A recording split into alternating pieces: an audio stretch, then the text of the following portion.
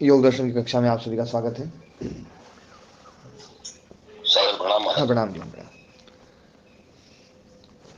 अपनी प्राणायामों के ऊपर चर्चा चल रही थी, जो बाह्याभ्यंतर स्तंभ वृत्ति देश काल संख्या भी परिदृष्टो दीर्घ सूक्ष्म। तो बाह्य प्राणायाम जहाँ प्रश्वास की गति को मैंने जो है श्वास की गति को रोकना, ये बाह्य प्राणायाम है। और प्रश्वास पूर्वक श्वास की गति को रोकना, श्वास पूर्वक प्रश्वास की गति को रोकना आभ्यंतर प्राणायाम है।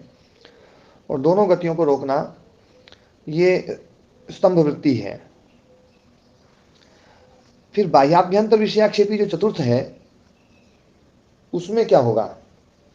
तो पहले थोड़ा सा चर्चा में जो है ना, शास्त्र की चर्चा करने से पहले, क्योंकि यहाँ पर कई साधक जो जुड़े हुए हैं जो पहले से ही ये चारों प्राणायाम करते हैं, तो दयाराम जी चौथे वाले में क्या होता है? और महाराज जी, जैसा मैं समझ पाया हूँ, चौथे में जैसे बाह्य प्राणायाम करके, बाह्य प्राणायाम मतलब बाहर सांस को रोक के और फिर उसके बाद फिर बाहर के लिए और प्रयास करना, फिर और प्रयास करना जहां तक संभव हो। ऐसे ही आभ्यंतर में भी आभ्यंतर प्राणायाम को एक प्रकार से पूरा करके और फिर और श्वास अंदर लेने का प्रयास करना यथा संभव जितनी बार हो सके, ऐसा समझ पाया जी। और कोई इस विषय में? बढ़ाना दयाराम जी, क्षमता बढ़ाना।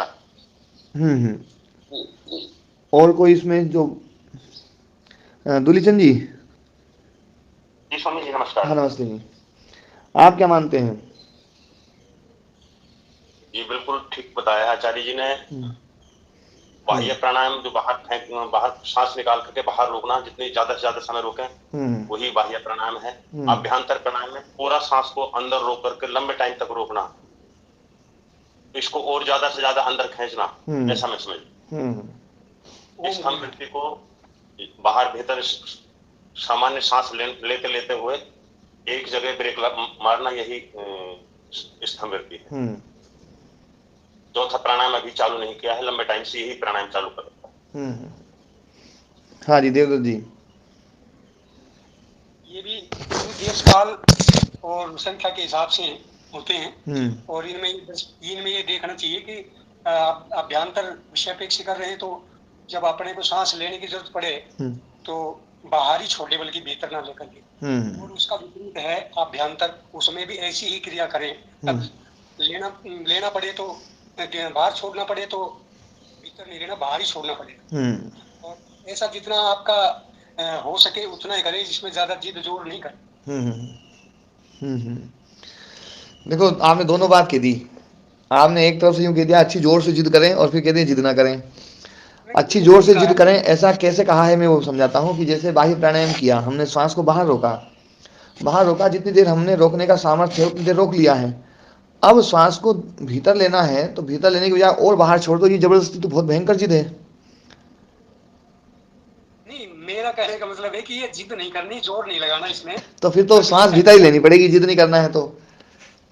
बाह्य प्राणायाम में यदि श्वास को बाहर रोक दिया गया और जितनी देर रुक रही है उतनी देर रोक लिया, अब श्वास लेने की भीतर इच्छा हो रही है, लेकिन इसमें हमने फिर बाहर छोड़ दिया, तो ये तो जिद है या नहीं है? तो महाराज कहीं ना कहीं क्षमता तो बढ़ानी पड़ेगी।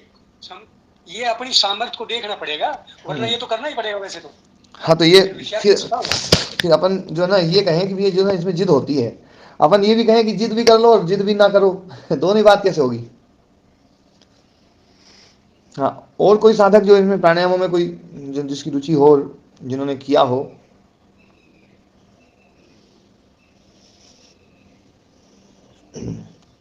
अब थोड़ा सा मैं इसमें कुछ बात बोलता हूँ।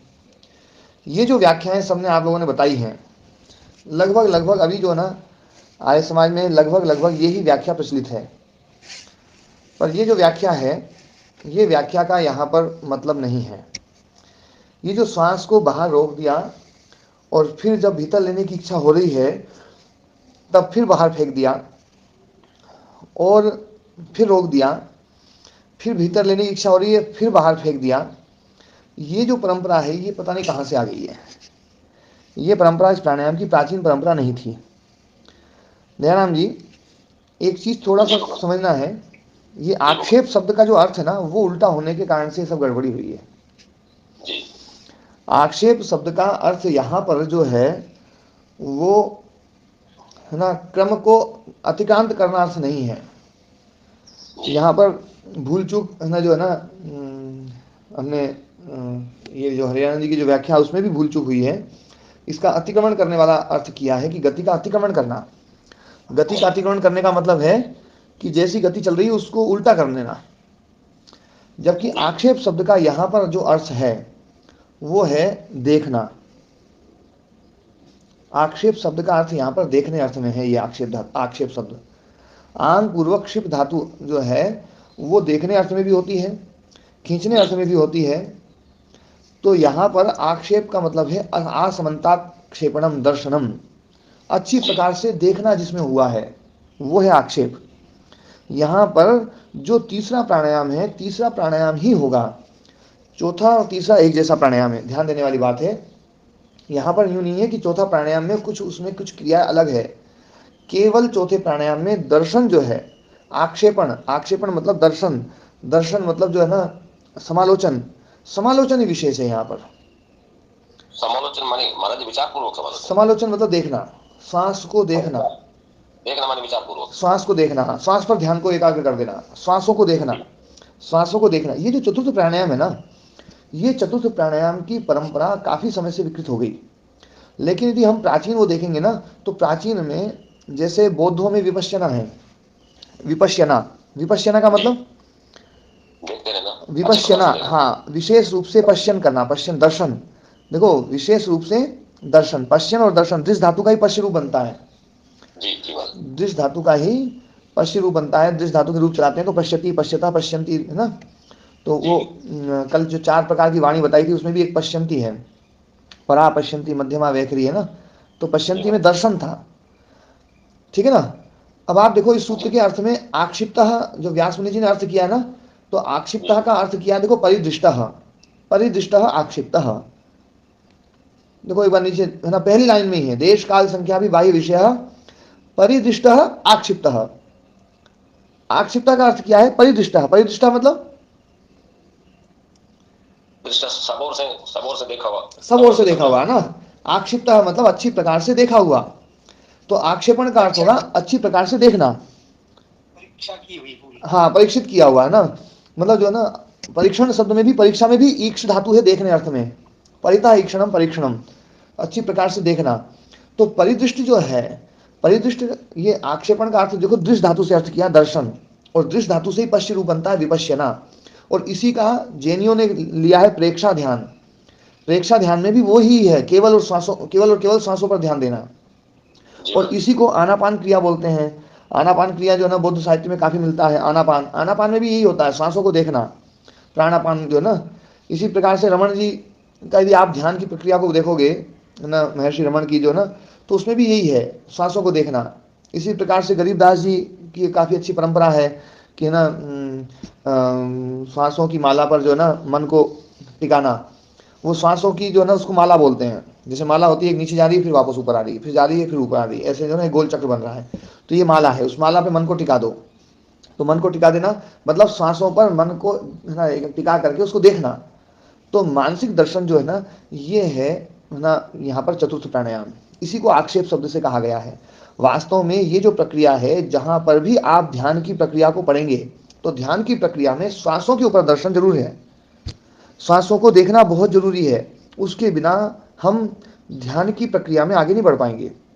तो ध्यान की प्रक्रिया जहां जहां भी आप किसी भी परंपरा में चले जाओ, चाहे आप गरीबदास जी की परंपरा में चले जाओ, चाहे आप महर्षि रमण जी की परंपरा में चले जाओ, चाहे आप जैनियों की परंपरा में चले जाओ, बौद्धों की परंपरा में चले जाओ, या और अपनी योग दर्शन वाली परंपरा में, सब जगह पर दर्शन बहुत जरूरी है। श्वासों का दर्शन, श्वासों को देखना। और उसी दर्शन शब्द के लिए यहाँ पर आक्षेप शब्द का प्रयोग किया गया है। आक्षेप मतलब दर्शन है जिसमें, वो है आक्षेपी। आक्षेप मतलब दर्शन जिसमें है वो आक्षेपी है। तो ये जो चतुर्थ प्राणायाम है, ये चतुर्थ प्राणायाम आक्षेपी प्राणायाम है। आक्षेपी प्राणायाम मतलब जहां पर दर्शन है, जहां पर पर्यालोचन है, जहां पर समालोचन है, जहां पर देखना है, केवल देखना है ना। देखो आप इसकी दूसरी लाइन देखो, इस तीसरी लाइन देखो, तृतीयस्तु विषय अनालोचितः गत्या भावः। ध्यान दिया? एक लाइन आप लोग सब पढ़ेंगे, तृतीयस्तु विषयानालोचितः गत्याभावः, है ना, गत्याभावः। गति का अभाव तो तीसरे में भी है और गति का अभाव तो चौथे में भी है, कोई अलग गति नहीं है। गति का अभाव तीसरे में भी है, गति का अभाव चौथे में भी है, पर तृतीय जो है वो विषय अनालोचितः, विषय को देखना नहीं है। चतुर्थ में विषय देखा जाएगा, आलोचित, अनालोचित और आलोचित। अनालोचित का मतलब आलोचना ना की गई, हाँ देखना नहीं, हाँ ना, अनालोचन देखना नहीं है। चतुर्थ में आलोचन है, समालोचन है, पर्यालोचन है, आक्षेपण है, इसलिए चतुर्थ प्राणायाम आक्षेपी प्राणायाम है। वास्तव में चौथा प्राणायाम कोई नया प्राणायाम नहीं है, तीसरा ही है, बस इसमें मन को टिकाना है। इसलिए इस प्राणायाम को अलग से बताया कि यहाँ पर समालोचन है। नहीं तो यदि प्राणायाम का कोई भेद होता, ध्यान देने वाली बात है, यदि ये प्राणायाम भी प्राणायाम का कोई भेद होता तो उसी सूत्र में पढ़ देते चौथा। इसको जो अलग किया है वो केवल और केवल समालोचन के कारण से अलग किया है। स्वामी जी आज तक तो ऐसा बताया गया था, एक दूसरे को धकेलना, ऐसा हमें बताया गया था। हाँ हाँ, आक्षेप का अर्थ यहाँ पर धकेलना नहीं है, अब आक्षेप का अर्थ यहाँ पर देखना अर्थ है। और ये बात आप यदि जैसे ना जो प्राचीन व्याख्या है, प्राचीन वृत्ति मिलती है भोज वृत्ति, भोज वृत्ति जो प्राचीन वृत्ति है, उस भोज वृत्ति को यदि देखा जाएगा, योग दर्शन के ऊपर भोज वृत्ति है, प्राचीन वृत्ति है, सबसे प्राचीन वृत्ति। और है ना, जो ना भोज वृत्ति में जो है, भोज वृत्ति क्या थे, है ना, भोज जो है वो है ना बहुत सारी विद्याओं के जानकार थे, बहुविध थे, वो नानाविध थे। तो वो जो व्यक्ति बहुविध होता है ना, सब हर प्रकार की विद्या को जानता है, तो वो व्यक्ति जो अर्थ करता है वो सब जगह जहाँ उसने देखा है उस सब जगह की संगति को बिठा करके अर्थ करता है। बहुत प्राचीन वृत्ति है, बहुत प्रामाणिक वृत्ति है भोज वृत्ति। और उस भोज वृत्ति को अर्थ करके जो है ना, यदि उसको देखेंगे तो वहाँ पर व्याख्या यही मिलेगी जो मैं बोल रहा हूँ। और इस व्याख्या को अपने छाजूराम शास्त्री जी ने भी किया है। छाजूराम शास्त्री जी भी जो ना इस अर्थ को यही करते हैं। बाकी जगह पर व्याख्याएं बिल्कुल अलग जाती हैं, उल्टी करते हैं लोग। आक्षेप शब्द का अर्थ वो बिल्कुल ना उल्टे अर्थ में लेते हैं, क्योंकि आक्षेप शब्द के अर्थ दूसरे हैं, वो ना उनकी गलती नहीं है। लेकिन यहाँ पर व्यास मुनि जी ने आक्षेप शब्द का अर्थ बिल्कुल साफ साफ कह दिया है, परिदृष्टः आक्षिप्तः। आक्षिप्ता मतलब परिदृष्टः, अच्छी प्रकार से देखना, अच्छी प्रकार से देखना। तो देखो बाह्याभ्यंतर विषयाक्षेपी, अब इसको इस सूत्र को हम समझते हैं। देखो बाह्य आभ्यंतर विषय का आक्षेप जिसमें है, बाह्य आभ्यंतर विषय का आक्षेप मतलब समालोचन मतलब दर्शन जिसमें है, वो है बाह्याभ्यंतर विषयाक्षेपी, बाह्याभ्यंतर विषय दर्शनी, बाह्याभ्यंतर विषय आलोचनी, है ना, ये अर्थ निकलेगा इसका। बाह्याभ्यंतर विषय का आक्षेप मतलब समालोचन जिसमें है, वो चतुर्थ प्राणायाम है। अब देखो इसको, इसकी व्याख्या करते हैं। देश काल संख्या भी बाह्य विषय परिदृष्ट आक्षिप्तः। देश काल संख्या भी के द्वारा बाह्य विषय मतलब बाह्य विषय और आभ्यंतर विषय। देखो देश काल संख्या का संबंध तीनों के साथ लगेगा, दोनों के साथ लगेगा, पर बाह्य विषय जो है जिसमें जो हमारी श्वास है, श्वास में जो आभ्यंतर अंग है उससे जब श्वास को बाहर निकाल दिया जाता है तो वो है बाह्य विषय। विषय मतलब देश, बाह्य है देश जिसका, ऐसा जो है ना, ऐसी जो गति है, ऐसा जो प्राणायाम है, तो वो देश काल संख्या की दृष्टि से जिसका बाह्य विषय है उस को परिदृष्टः देखना, अच्छी प्रकार से समालोचन करना, ये आक्षिप्तः। तथा आभ्यंतर विषय परिदृष्टः आक्षिप्तः, आभ्यंतर विषय जिसका परिदृष्ट है, आक्षिप्त है ना, उभयथा दीर्घ सूक्ष्म, और दोनों प्रकार से मतलब बाह्य विषय और ना आभ्यंतर विषय, इनको भी अच्छी प्रकार से देखना, उसकी दीर्घ सूक्ष्मता को देखना। तत्पूर्वक भूमि जयात क्रमेण उभयोर गत्यभाव चतुर्था प्राणायाम। तो तत्पूर्वक देखो इसमें ध्यान देने वाली बात है, ये तीनों के तीनों होंगे उसमें, बाह्य विषय भी, आभ्यंतर भी और स्तंभ वृत्ति, दोनों गतियों का निरोध। बाह्य गति का रोकना बाह्य प्राणायाम, आभ्यंतर गति को रोकना आभ्यंतर प्राणायाम, दोनों गतियों को रोकना स्तंभ वृत्ति प्राणायाम। पर तत्पूर्वक तीनों पूर्वक, वो तीनों पूर्वक भूमि जयात, उन तीनों की भूमि जैसे, एकदम से नहीं होगा ये, पहले तीनों प्राणायामों का की भूमि लब्धत्व होना चाहिए, है ना। भूमि लब्धत्व मतलब क्या है, भूमि जय मतलब जो है कि वो अवस्था दृढ़ हो जाए। भूमि का मतलब होता है अवस्था, भूमि का मतलब होता है जो लेवल होता है ना, एक लेवल, फिर दूसरा लेवल, फिर तीसरा लेवल, तो उस लेवल पे पहुंच गया आदमी, तो वो है ना जो है वो है भूमि जय, मतलब उस अवस्था का जय होना। तत्पूर्वक भूमि जयात क्रमेण उभयोर गत्य भावश्च चतुर्था प्राणायाम, क्रम पूर्वक दोनों ही गतियों का, मतलब जो स्तंभ वृत्ति है, स्तंभ वृत्ति ही है यहाँ पर, देखो दोनों गतियों का अभाव, स्तंभ वृत्ति में दोनों गतियों का अभाव है, इसमें भी दोनों गतियों का अभाव है। गत्यो भाव चतुर्था प्राणायाम, चतुर्थ प्राणायाम है। तो बोले ये तो तीसरा ही प्राणायाम था, तो बोले नहीं, तृतीयस्तु विषयानालोचित गत्या भाव, वो तीसरा जो था वो विषय अनालोचित गत्य भाव था, है ना। ये जो है ये विषय आलोचित है ना गत्य भाव है, बस इतना ही अंतर है ना। तृतीय जो है विषयानालोचित है, चतुर्थ जो है विषय आलोचित है। ठीक है दयाराम जी। हाँ, व्याख्या जो है व्यास मुनि जी की जो मैं बोल रहा हूँ उसी तरफ जा रही है जी महाराज, ऐसा करता है ना। हाँ, अब जो है ना सकृत आरब्धा एवं इसमें एक किसी महापुरुष का लिखा हुआ है कि काल संख्या से परिदृष्ट जो बाह्य विषय है, उसमें बाह्य विषय का इन्होंने हिंदी में लिखा है नासा द्वादशांता बाह्य प्रदेश। हाँ, ये जो ना बाह्य विषय, ये है ना जो ना भोजवृत्ति का वो है। जी महाराज, भोजवृत्ति का। हाँ, ये कोई महाराज जी कोई ओम मुनि महाराज जी, ये मैं पूरा नाम का ध्यान दिया था, ये है जी स्वामी ओमानंद तीर्थ जी। हाँ, अरे वो तो ओमानंद तीर्थ जी तो बहुत ही गजब के वो थे। हाँ, उनकी पुस्तक है। हाँ, हाँ, सत्य शिव संकल्प लिखने वाले वही थे ना। जी जी शायद महाराज, हाँ, उस बारे में ज्यादा पता। बहुत अच्छे योगी थे, बहुत ही गजब के योगी थे। हाँ हाँ, ये जो ना बड़े गजब के योगी थे वास्तव में, जो है ना। महाराज जी हमारी तो व्याख्या ही बदलती जा रही है सारी।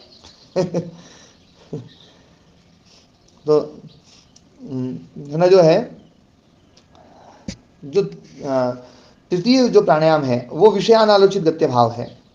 तृतीयस्तु विषयानालोचित गत्य भाव, तीसरा जो है विषयानालोचित गत्य भाव है ना। सकृत आरब्ध एव, सकृत आरब्ध एव, और सकृत आरब्ध है तीसरे में जो है ना, सकृत आरब्धि है और है ना विषयानालोचित है।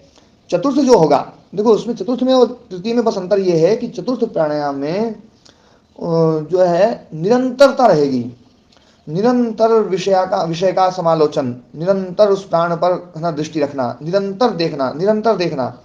वहां पर एक बार उसको देख लिया, एक बार किसी प्रकार से उसको रोक दिया और अपना है ना जो है ना देश काल संख्या भी परिदृष्टि तो है वहां पर, लेकिन गति का समालोचन नहीं है, गति का समालोचन नहीं है वहां पर, यहां पर गति का समालोचन है, बस ये बात है।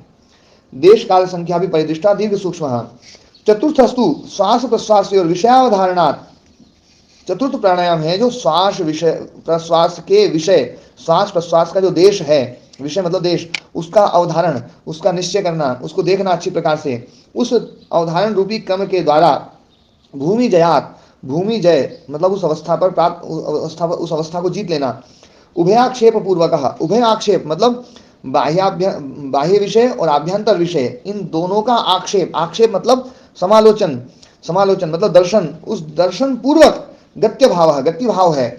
तृतीय में गत्य भाव तो है पर समालोचन पूर्वक गत्य भाव नहीं है, यहाँ पर गत्य भाव है वो समालोचन पूर्वक है, आक्षेप पूर्वक है। आक्षेप मतलब देखना, समालोचन, तो समालोचन पूर्वक गत्य भाव है ये चतुर्थ प्राणायाम। इत्ययम विशेषा, यही इसमें विशेषता है। इसमें जो विशेषता है ये आक्षेप पूर्वक है, बस आक्षेप पूर्वक ही विशेषता है इसमें, उसमें आक्षेप पूर्वक विशेषता नहीं है। हाँ, ओम जी ओम। समझी इसमें सक्रियारब्ध आया। हाँ, जैसे गत्य भाव आया, गत्य भाव समझिए। हाँ, गत्य भाव मतलब गति को रोकना, बाह्य गति और आभ्यंतर गति दोनों गतियों को रोकना। गति अभाव, हाँ, गति का अभाव, ठीक है जी। हाँ, गत्य भाव। और सकृत आरब्ध मतलब जो है ना, जैसे एकदम झटके से अपन रोक देते हैं श्वास को जी, है ना, झटके से श्वास को रोक दिया जहां का तहां, ये है सकृत आरब्ध, और फिर उसको देखते रहे है ना, और उसको देखते रहना है ना। तो सकृत आरब्ध जो है ना वो है ना, वो किया है, उसमें भी किया है, लेकिन उसमें क्या है, उसमें जब हम करते हैं तो उसमें समालोचन नहीं करते हैं, यहाँ पर समालोचन है, यही इसमें विशेषता है। आलोचना, अनालोचना, आलोचना और समालोचना तीनों शब्दों को समझे, थोड़ा सा समझ डालिए। देखो सम उपसर्ग लग जाता है तो उसका अर्थ हो जाता है अच्छी प्रकार देखना, आलोचन मतलब देखना, और समालोचन मतलब अच्छी प्रकार से देखना, है ना, और अनालोचन का मतलब है ना देखना, ठीक है उसको ना। तो जहां पर अनालोचन है, विषय का अनालोचन है, वो तो है तृतीय प्राणायाम। और जहां पर विषय का समालोचन है, आलोचन है, अच्छी प्रकार से देखना है जहां पर, वो है चतुर्थ प्राणायाम। चतुर्थ प्राणायाम केवल और केवल सांसों की गति को अच्छी प्रकार से देखते रहना है कि मेरा सांस कहाँ जा रहा है, कहाँ जा रहा है, कितना भीतर गया, कितना बाहर गया, उसने कितने, है ना। हाँ, इसी विषय में महाराज एक टिप्पणी इनकी स्वामी ओमानंद जी महाराज की, अगर आप आगे दें तो मैं 1 मिनट। हाँ पढ़ो। इन्होंने लिखा है जी, मूलाधार आज्ञा ब्रह्मरंध्र आदि किसी चक्र अथवा नासिका अग्रभाग आदि किसी स्थान को बिना रेचक पूरक के श्वास प्रश्वास की गति बनाते हुए, अर्थात ऐसी भावना करते हुए कि ओम से ओ से उससे उसी विशेष स्थान पर श्वास आ रहा है और अम से छूट रहा है, ओम का मानसिक जाप करें। उसके निरंतर अभ्यास से श्वास प्रश्वास की गति का निरोध हो जाता है। इस विधि को सबसे प्रथम स्थान देना चाहिए। चक्र भेदन में इस विधि से शीघ्र सफलता प्राप्त हो सकती है, ऐसा लिखा जी। तो समालोचन देखो इसमें भी है। तो जाप करने में कठिनाई प्रतीत हो तो उस विशेष स्थान पर केवल मानसिक ओम का जाप करें। यानी यहाँ आपने जो कहा कि गिनने वाले या ध्यान देने वाला जो आलोचना है, वही अर्थ किया इन्होंने। वही अर्थ होगा। एक बात ध्यान देने वाली बात है, इसमें जो ये कहा जाता है कि भैया इसको बाहर वाले को रोक दिया, फिर भीतर लेने की इच्छा हो रही है, इसमें जो ना फिर बाहर छोड़ दो सांस को, और तो सांस को बाहर छोड़ दो, तो इसका मतलब रोका पूरा नहीं गया है। यहाँ ऐसा बिल्कुल नहीं। ध्यान देने वाली बात है कि यदि जैसे हमने सांस को बाहर छोड़ दिया, देखो इसको जो ना, जो आप लोगों ने पहले व्याख्या करी ना, उस व्याख्या को मैं समझाता हूँ और उसमें फिर आप लोग खुद भी निर्णय करें। सांस को मैंने बाहर छोड़ दिया, बाहर रोक दिया, ये बाह्य प्राणायाम हो गया। अब भीतर लेने की इच्छा हुई, मैंने उसको फिर बाहर छोड़ दिया। तो ये जो फिर बाहर छोड़ना है, इसका मतलब है कि बाह्य प्राणायाम पूरा नहीं किया, तभी तो बाहर छूट रहा है, है ना। क्योंकि यदि बाह्य प्राणायाम पूरा कर दिया, जितना था उतना सामर्थ्य पूरा कर दिया है, तो फिर बाहर छूटेगा नहीं। और फिर बाहर छोड़ देते हैं और फिर रोकते हैं, तो सांस भीतर थी आई कहाँ, भीतर तो आपने छोड़ ही दी है पूरी। और फिर जो है मतलब जो है फिर और तीसरी बार फिर छोड़ना, 3 बार करवाते थे, हम भी करते थे जब है ना पढ़ते थे, जो है ना तो ना योग शिविर लगते थे, तो वो योग शिविर में यही बताते थे, तो हम भी यही करते थे। लेकिन ये जो बात है ना, ये बात जब शास्त्र को गंभीरतापूर्वक पढ़ते हैं तो ये बात पता चलती है कि यहाँ पर आक्षेप जो है, आक्षेप का अर्थ गति का अवरोध ना, अतिक्रमण करना नहीं है। आक्षेप शब्द जो है ना यहाँ पर अतिक्रमण अर्थ में नहीं है। आक्षेप यहाँ पर पर्यवेक्षण अर्थ में है, समालोचन अर्थ में है, देखने अर्थ में है, दर्शन अर्थ में है। और यही जब ये अर्थ हम करते हैं आक्षेप का, तो फिर समझ में आता है कि योग दर्शन का ये प्राणायाम सारी ध्यान परंपराओं का आधार है। जितनी भी ध्यान परंपराएं हैं, चाहे वो विपश्यना हो, चाहे वो प्रेक्षा ध्यान हो, चाहे वो आनापान हो, चाहे और है ना सांसों की माला पर ध्यान हो, चाहे वो सांसों पर है ना मन को एकाग्र करने वाला हो, चाहे वो कोई भी हो, कितनी भी परंपराएं, आप 20 परंपराएं चल रही हैं अभी जो ना, सब परंपराओं को आप देखेंगे, सब में यही आता है। सब में बस केवल यही आता है, सांसों के ऊपर मन को एकाग्र करो, सांसों के ऊपर मन को एकाग्र करो। तो ये जो सांसों के ऊपर मन को एकाग्रता है, ये वास्तव में योग दर्शन से प्रारंभ हुई है। ये परंपरा योग दर्शन है, ये गुरु जी सही है। मतलब किसी अपने जो भी कुछ अपन जप रहे हैं उस पर ही ध्यान टिकाना। और देखो इसमें एक बात और है, जैसे ही हमारा मन इन है ना सांसों पर, सांस प्रश्वास पर एकाग्र हो जाता है, जब हम इसको देखते रहेंगे तो धारणा है ना जो ना स्थिर हो जाएगी। धारणा को स्थिर करने में सहायक है, ऐसी व्याख्या यहाँ बार-बार मैं दे रहा हूँ। और धारणा जब स्थिर होती है, देखो आप एक बात देखो, प्रत्याहार जो है वो चौथे नंबर का है। प्रत्याहार जो है वो अंग है, वो चौथा अंग है, पांचवा है? नहीं, प्राणायाम प्रत्याहार नहीं, प्राणायाम चौथा है और प्रत्याहार 5वां और धारणा 6ठा। देखो चौथा है प्राणायाम। अब चौथे से सीधे 6ठे पे जंप मारने वाले जो ना तरीका है ये जो चौथा प्राणायाम है ना, मतलब चौथे प्राणायाम का चौथा हिस्सा जो है ना, विषयाक्षेपी जो है ना, बाह्याभ्यंतर विषयाक्षेपी जो प्राणायाम है, वो चौथे से सीधा डायरेक्ट जो है ना 6ठे पे जंप मार देगा। प्रत्याहार की जरूरत नहीं पड़ेगी। इसीलिए इस प्राणायाम का जब फल बताया है, इस फल में अगला सूत्र क्या बोला है? धारणासु च योगिता मनसः। मन धारणा में स्थिर हो जाएगा धारणा की योग्यता आ जाएगी, है ना। तथा क्षीयते प्रकाश आवरणम, प्रकाश का जो आवरण है वो क्षीण हो जाएगा, और धारणासु च योगिता मनसा, मन की जो है ना धारणा में योग्यता हो जाएगी। मूल सूत्र में भी देख के ध्यान से तो बाह्य आभ्यंतर विषयाक्षेपी है।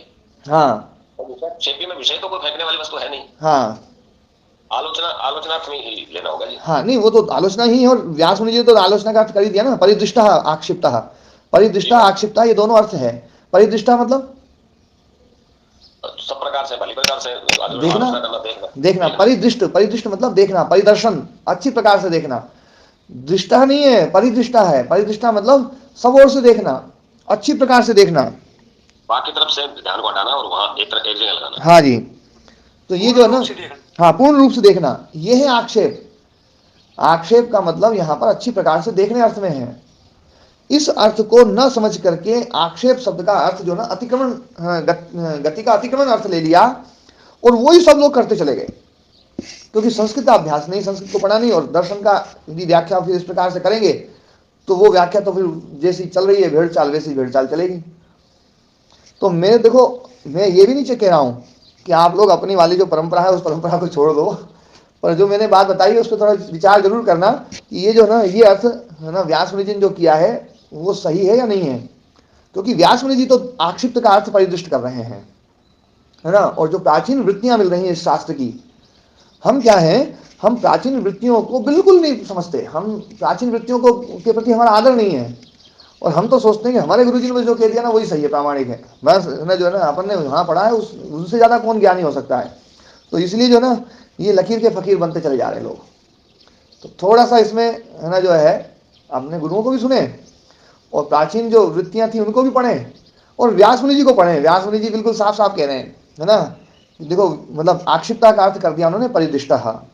तृतीय प्राणायाम में विषय का अनालोचन है, चतुर्थ प्राणायाम में विषय का आलोचन है। आलोचन मतलब देखना, लोचन नेत्र को बोलते हैं ना, लोचन है ना, तो आलोचन मतलब अच्छी प्रकार से जहाँ देखा जा रहा है, ये देखने की क्रिया जो है ना नेत्र से जो है, इसलिए आलोचन इसको भी है ना जो है ना वो बोलते हैं, और प्रकाश को इसलिए आलोक बोलते हैं। व्यास जी ने परिदृष्ट शब्द को 2 बार दिया, एक बार हाँ 2 बार दिया है। परिदृष्ट आक्षिप्ता और तथा अभ्यंतर विषय परिदृष्ट। हाँ नहीं, और परिदृष्टा 2 बार नहीं, नीचे भी दिया है, देश काल संख्या भी परिदृष्टा है ना, इधर भी नीचे दिया है। दोनों काम करने तो लगा हम हैं, दोनों काम करने तो लगा महाराज जी, मतलब ये शास्त्र ही पढ़ रहा है आपका, थोड़ी थोड़ी हमारी गुरुओं की मान का। हाँ दोनों काम तो करो, बढ़िया है, और शास्त्र को भी देखो ईमानदारी से कर रहे हैं। हाँ ओम प्रणाम स्वामी जी। ओम प्रणाम जी, ओम प्रणाम। स्वामी जी 50वां सूत्र, इसकी व्यास भाष्य वाली व्याख्या छूट गई स्वामी जी। 50वां सूत्र जो है कल कर दीजिए ना शायद। नहीं कल नहीं स्वामी जी, नहीं हुई गुरु। अच्छा, इसकी तो चर्चा ही नहीं की। अच्छा, तो आज 50वां फिर है ना, सिर्फ सूत्र को एक बार थोड़ा बहुत समझाया था, बाकी फिर अच्छा अच्छा, कल चलो तो 50वां का फिर से कर लेते हैं। तो बाह्याभ्यंतर स्तंभ वृत्ति देश काल संख्या भी परिदृष्टा दीर्घ सूक्ष्म, है ना। बाह्याभ्यंतर स्तंभ वृत्ति, ये प्राणायाम के 3 भेद बताए। देश काल संख्या भी परिदृष्टा, देश काल संख्या के द्वारा देखना, ये है ना तीनों में, और इसकी दीर्घ सूक्ष्मता, दीर्घ और सूक्ष्म, श्वास का दीर्घ मतलब है ना, श्वास प्रश्वास दीर्घ हो और सूक्ष्म हो। दीर्घ का मतलब है लंबी हो, सूक्ष्म का मतलब हो कि वो बहुत हल्की हो, श्वास में कोई आवाज़ ना हो, है ना, श्वास बहुत शनि शनि जाए, शनि शनि आए, और लंबी जाए लंबी आए, तो ये दीर्घ सूक्ष्मता है ना। यत्र प्रश्वास पूर्वको गत्याभाव स बाह्य, प्रश्वास पूर्व में है जिसके, ऐसा जो गत्य भाव है, गति का अभाव प्रश्वास पूर्व में है जिसके, वो है प्रश्वास पूर्व का। श्वास को बाहर छोड़ना वो प्रश्वास है ना। ये आचमन तो आया था, अच्छा ठीक है, ये ना प्रश्वास बताया था कि जो कोष्ठ जो वायु है उसका निस्सारण, उसको निकालना, वो है प्रश्वास। और बाह्य वायु जो है उसका आचमन, आचमन मतलब उसको लेना पीना, है ना, तो है ना खाना। वैसे आचमन चमू धातु जो ना, चमू चमू चमू चमू अदने, अदना अर्थ में है, अदन मतलब खाना अर्थ में, है ना। तो है ना जो है आचमन मतलब उसको भीतर ले लेना, बाह्य चीज को भीतर आत्मसात कर लेना, वो है आचमन, है ना, जो जल बाहर था अब उसको भीतर आत्मसात कर लिया, तो वो आचमन है। ये चम धातु पहले भी आई है एक जगह पर जो है चम का प्रयोग। तो प्रश्वास का मतलब है श्वास को जो बाहर है ना, जो आभ्यंतर कोष्ठ है उससे सांस को बाहर निकालना, वो प्रश्वास है। और प्रश्वास है पूर्व में जिसके ऐसी गति का अभाव, गति को रोक दिया गया, लेकिन वो जो रोका गया है उससे पहले क्या था, उससे पहले श्वास था या उससे पहले प्रश्वास था, तो बोले उससे पहले प्रश्वास है। तो प्रश्वास पूर्वक जो गत्याभाव है सब बाह्य है, वो बाह्य प्राणायाम है। और यत्र श्वास पूर्वक को गत्याभाव है, और जो श्वास पूर्वक श्वास है पूर्व में जिसके ऐसे जो गत्याभाव है साभ्यंतर, वो आभ्यंतर है। तृतीय स्तंभ वृत्ति, तीसरा है स्तंभ वृत्ति, है ना, यत्र उभयाभाव है, जहां पर दोनों का ही अभाव है, जहां पर दोनों का ही अभाव है ना। दोनों का अभाव का मतलब श्वास पूर्वक गति अभाव और प्रश्वास पूर्वक गति अभाव है ना, जो है ना, मतलब गति दोनों ही गति अभाव है, श्वास गति प्रश्वास गति दोनों गति एकदम से आप जैसी स्थिति है वैसी स्थिति में आपने फट से श्वास को रोक दिया, है ना। वो है ना सकृत प्रयत्नात् भवति, सकृत प्रयत्न जो ना जो इसको केवल कुंभक में रखते हैं ना, स्तंभ वृत्ति को नहीं है, केवल कुंभक भी कह सकते हैं इसको, स्तंभ वृत्ति को। हाँ, स्तंभ वृत्ति का मतलब है जैसे एकदम से बस जहां है वहीं रोक दिया, अचानक रोक देना, हाँ, बिना किसी प्रयत्न के अचानक रोक देना, है ना।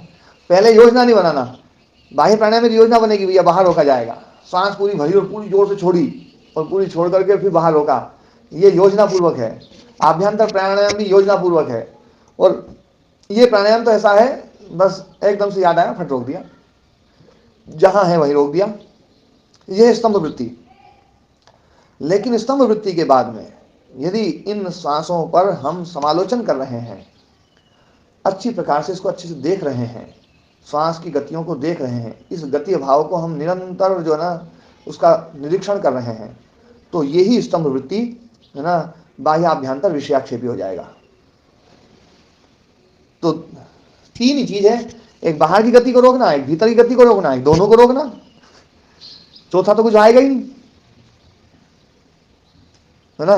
तो चौथा बस केवल जो है ना यहाँ पर प्रेक्षण है, ध्यान केवल उसमें ना मन को लगाना है, अच्छी प्रकार से श्वास को देखना है ना, उसका प्रेक्षण करना है तो प्रेक्षा ध्यान बोल दिया, है ना, इसको देखना है तो विपश्यना ध्यान बोल दिया, आनापान बोल दिया। आनापान में भी ध्यान दो, जो आनापान जो है ना प्रक्रिया है जो वो उसमें वास्तव में प्राणापान है, प्राणापान में प्रा उपसर्ग घट गया तो आनापान विधि होगी,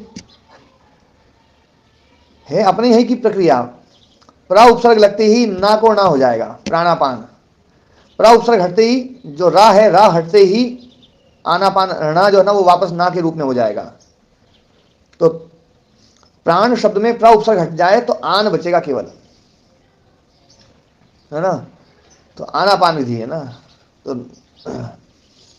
तो प्राणापान जो है ना वो ये तीसरा जो है तृतीय स्तंभ वृत्ति यत्र उभयाभाव है, जहाँ दोनों का अभाव है ना, जो है श्वास का भी अभाव प्रश्वास का भी अभाव, न श्वास लेंगे न प्रश्वास छोड़ेंगे।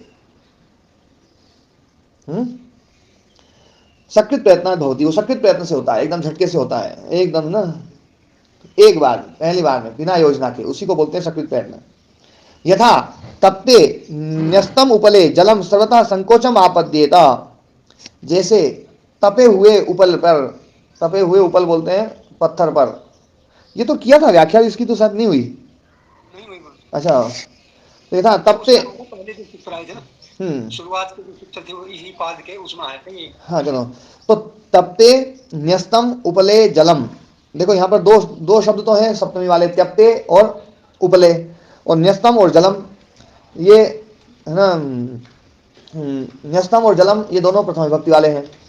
तो जैसे हाँ, तपे हुए गरम, बिल्कुल गरम उपल बोलते हैं पत्थर को, है ना, उपल होता है पत्थर, और एक होता है वर्षोपल, है ना, वर्षोपल मतलब वर्षा का पत्थर, ये ओला बोलते हैं ना, ओला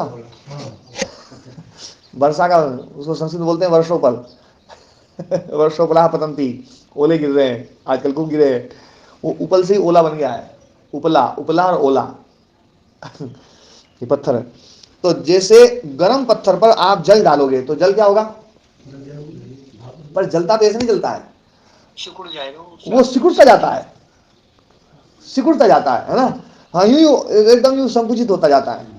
ऐसे जहां पर मतलब सिकुड़न हो, वो है ना जो है, मतलब गति एकदम से सिकुड़ती हुई चली जाए, न श्वास न प्रश्वास, दोनों बिल्कुल एकदम यूं सिकुड़ते हुए एकदम खत्म हो जाए, वो है ना जो है ना समवृत्ति।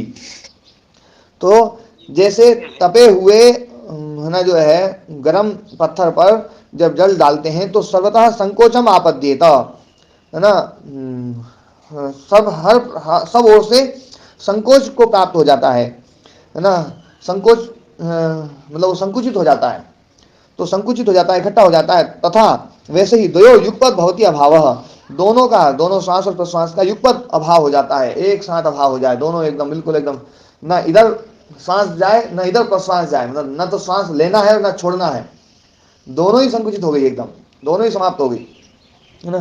तो ये है अभाव, गत्य भाव। त्रयोपीयते, ये तीनों देशेन परिदृष्टा, देश के द्वारा देखना कि श्वास कितनी दूर तक गई, बाहर कितनी दूर तक गई या भीतर कितनी दूर तक गई, यह है देशेन परिदृष्टा, है ना। इयान अस्य विषयो देशः, देखो विषय का अर्थ कर दिया देश, है ना। इयान अस्य विषयः, विषय अर्थात देशः, इतना इसका देश है। आपकी जो श्वास है, जब आप श्वास भीतर लेते हैं तो शुरू में उसका जो देश है वो बहुत लघु होता है, थोड़ा होता है। क्यों? क्योंकि अभ्यास नहीं है, श्वास पूरी लेने का अभ्यास नहीं है। लेकिन जैसे जैसे श्वास लेने का अभ्यास बनेगा वैसे वैसे पता चलेगा कि आपका फेफड़ा थोड़ा सा और विकसित हो रहा है और श्वास पूरी जा रही है।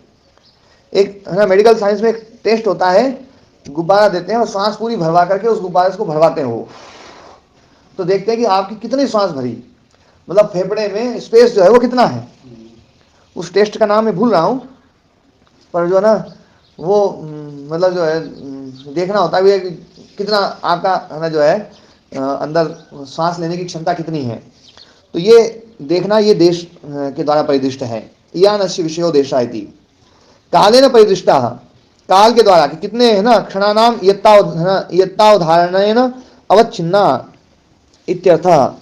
क्षणानाम, क्षण मतलब क्षणों का जो समूह है ना, क्षणों का समूह मतलब इतने क्षण, तो क्षणानाम यत्तावधारणेन अवच्छिन्ना, है ना, इतनी मात्रा के द्वारा जो अवच्छिन्न जो ना जो गति जो है वो इतनी देर तक रोकी गई, इतने समय तक रोकी गई, गति का उतने समय तक रोकना, ये है ना कालेन परिदृष्टा। और संख्या ही परिदृष्टा, एतावत् भी श्वास प्रश्वास ही प्रथम उद्घातः, इतने श्वास के द्वारा, इतनी श्वास और प्रश्वास के द्वारा पहला उद्घात, उद्घात शब्द यहाँ पर निग्रह अर्थ में है। उद्घात शब्द यहाँ पर ध्यान देना, उद्घात शब्द का अर्थ कई लोग बड़ा गड़बड़ करते हैं। यहाँ पर उद्घात शब्द जो है ना निग्रह अर्थ में है, रोकने अर्थ में है, वशीकृत करने अर्थ में, वशीकरण, इतनी देर तक वश में कर लिया, इतनी बार, इतनी श्वास प्रश्वास के द्वारा मैंने प्राण को वश में किया है, तो है ना इतनी देर तक का निग्रह। तद् निगृहीतस्य एतावद्भि द्वितीय उद्घातः एवं तृतीय, तो इतनी श्वास प्रश्वास के द्वारा प्रथम उद्घात, इतनी श्वास प्रश्वास के द्वारा द्वितीय है ना निग्रह, और इतनी श्वास प्रश्वास के द्वारा तृतीय निग्रह, द्वितीय तृतीय चतुर्थ ऐसे जो, तो ये जो है ये संख्या के द्वारा परिदृष्ट है। एवं मृदुर एवं मध्य एवं तीव्र इति संख्या परिदृष्ट, है ना, मतलब इतनी है ना इतनी धीमी धीमे सांस ली, इतनी मध्य श्वास, इतनी तीव्र श्वास, इसके ना इति संख्या परिदृष्टा सा खलु अयम एवं अभ्यस्तो दीर्घ सूक्ष्म, इस प्रकार का अभ्यास करते हुए श्वास प्रश्वास को दीर्घ और सूक्ष्म किया जाता है, तो ये दीर्घ सूक्ष्म प्राणायाम होता है। तो दीर्घ श्वास, दीर्घता भी आए और सूक्ष्मता भी आए जिसमें, ऐसा वो प्राणायाम। तो ये सूक्ष्मता का मतलब है श्वास में बिल्कुल ध्वनि ना हो, शनि शनि, बिल्कुल सांस इतना सूक्ष्म हो जाए कि बगल वाले को पता नहीं चले कि भैया सांस ले भी रहा है नहीं ले रहा है, दीर्घ शोषण करना है ना। दीर्घ का मतलब है लंबे काल तक, लंबा समय आप सांस ले रहे हैं तो, है ना, और सूक्ष्म भी। शीघ्रता से लेंगे तो सूक्ष्मता आएगी। हाँ सूक्ष्मता आएगी, पर कई बार सूक्ष्मता नहीं भी आती है। और ये मैंने लंबा लिया लेकिन सूक्ष्मता नहीं है इसमें, है ना। शीघ्रता से लेंगे। हाँ, तो सूक्ष्मता भी होनी चाहिए। ठीक है। हाँ 7 बज गए जी। प्रणाम महाराज जी। ओम प्रणाम जी। ओम प्रणाम।